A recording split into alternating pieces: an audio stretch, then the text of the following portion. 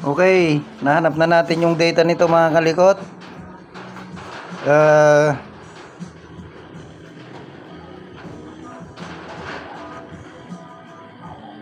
3B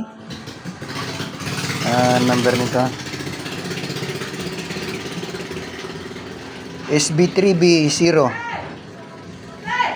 Kuan pala ito mga kalikot, 3 ampere na 100 volts, 20 to 100 volts. Ito namang HBR 3150 ay 3 ampere na 150 volts. Kaya mas mataas ito mga kalikot. Ito ang ilalagay natin. Mas mataas ng 50 volts.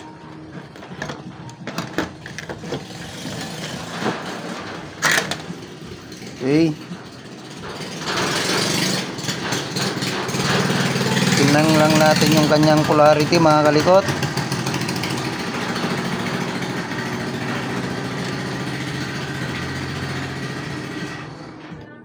Ayun yung kanyang marking. Sana nakikita. Yun siya mga kalikot. Oh.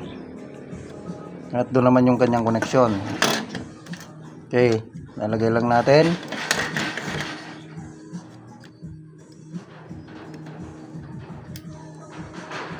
Siya pala mga kalikot, sa mga newbie na kagaya ko, ang marking po niyan, ito, yung may kulay puti sa dulo. Kaya yung kulay puti dyan sa dulo niyan mga kalikot, yan po ang pinaka-positive. At dito naman po sa marking niyan, kung saan yung may guhit na ganon, paharap sa triangle, yun naman po ang kanyang positive. Kaya magiging pwesto po niyan, itong diode natin ay paganyan mga kalikot. Okay, sana malinaw. Pag nabaliktad po yan ay may kalalagyan po yung ating sirkito mga kalikot.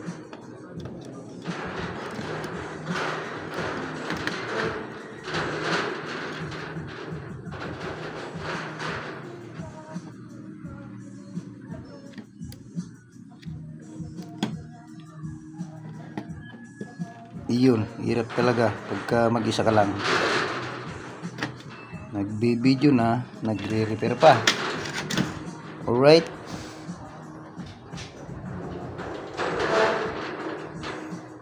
Okay. Atin lang siyang isinangin mga kalikot. Okay, yan na mga kalikot. Nahinang na natin. Tabi lang muna natin itong mga itong palang tinanggal natin.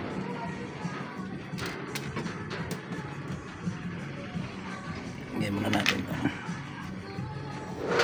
At atin muna siyang i-install at tayo mag-check mga kalikot. Okay, ganyan na. At lagyan lang natin ng sapin. Okay, saksak lang natin siya mga kalikot.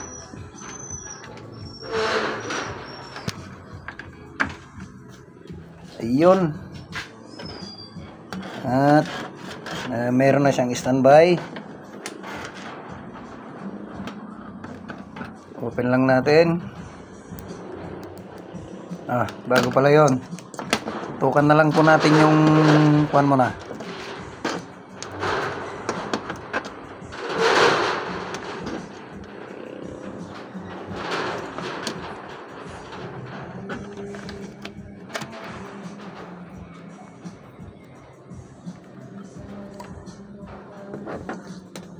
Okay, ayan yung kanyang backlight driver output mga kalikot. Itong positive.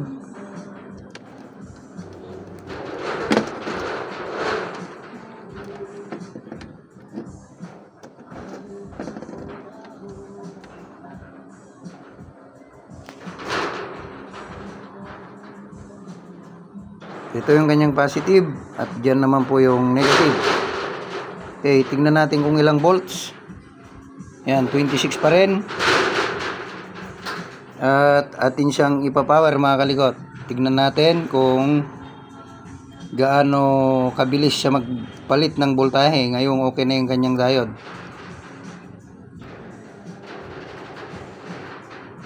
Iyon, nag-open na. Ayan mga kalikot, oh. 70, 69 at magdadrop. Diyan madidetermine nyo na mga kalikot, kasi hindi pa nakakabit yung ating backlight.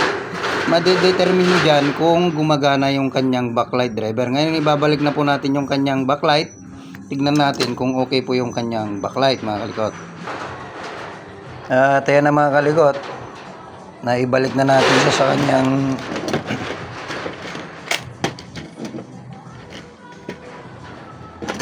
isa lang muna tinornilyo natin. Mag-check lang muna tayo mga kalikot. Okay, naka DC pa rin tayo.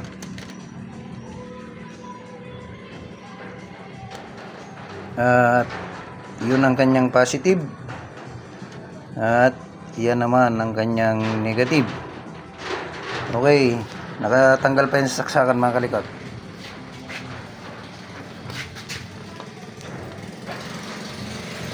Sa kulit natin.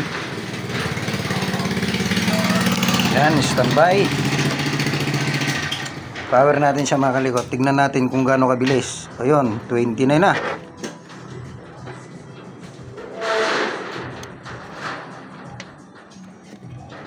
Tignan natin mga kalikot kung gaano kabilis yung kanyang supply. Kung gagana yung kanyang backlight ay iilaw na po yan. Ayan, 60 volts po pala mga kalikot. At ayun, oh, umiilaw ang kanyang backlight. Ibig sabihin backlight driver lang pala. Sige, tutukan mo to, tatlong butas na yan. At atin lang siyang ite-turn off. Tignan natin kung mamamatay yung kanyang backlight. Ayun, patay. Yeah, nag-turn off. On natin. At yun ang lumabas mga kalikot, 60. Yan pa lang mga kalikot, mapapansin nyo na pagka may tama pala ang kanyang backlight driver, hindi tataas yung voltahe. Mananatili pa rin dun po sa kanyang original supply. Subukin naman po natin tanggalin ngayon yung backlight at papakita lang natin kung paano ang nangyayari kapag backlight naman po ang sira. Off natin. Yan. Ito, lapitan mo. Ito mga kalikot, tanggalin natin yung backlight mismo. At ang representation po niyan ay wala na pong backlight o kaya pundi yung backlight. Ngayon, magte-test tayo dyan mga kalikot. Ganun pa rin, ingat lang. Ayan. Nasa, lapitan mo. Nasa 26 pa rin mga kalikot. Naka-off yan ha. Yun natin. Tignan natin kung gaano siya kabilis. Pagka ganito ang nangyari dyan sa backlight driver mga kalikot, pansinin yung voltahe. Ayan o, 75. Tapos babagsak na po yan. Pagka ganon, nagbago siya kaysa dun sa supply niya. Kasi ang supply po nito mga kalikot ay nasa 26, gaya ng nakikita natin kanina. Ayan, 33 pa nga, oh. Nagbago na kasi wala na siyang shorted. O yun, 33. Pagka hindi po siya umakyat sa 33, ibig pong sabihin, sira ang backlight driver o kaya backlight circuit. Nakikita ba?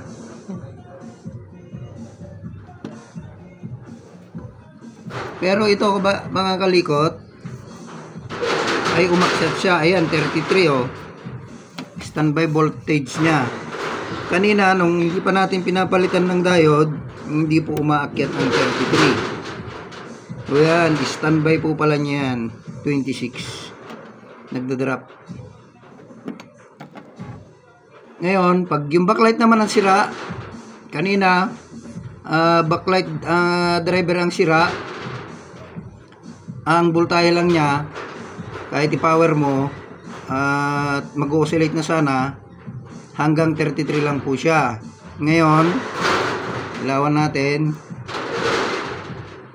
Ngayon okay na yung kanyang backlight driver, ay malalaman nyo kung yung backlight naman ang sira dyan. Kasi aangat po ito ang voltahe. Ayan, no? Tignan mo, 29, tapos biglang magiging 76, at nagdadrop na po. Kasi na-sense niya na wala yung backlight o sira ang backlight. Okay, sana pagdiferensya nyo po o may natutunan kayo, may nalaman kayo kung paano mag-test ng backlight driver o paano nyo malalaman na sira ang backlight o ang backlight driver, mga kakalikot. Okay, so at ayan, sana muli may nabahagi kami sa inyo kung paano kalikutin ang black screen na TV. Bago kayo pumunta ng backlight, mga kaligot, puntahan nyo muna yung backlight driver, baka dun lang ang sira bago po kayo magbaklas na magbaklas.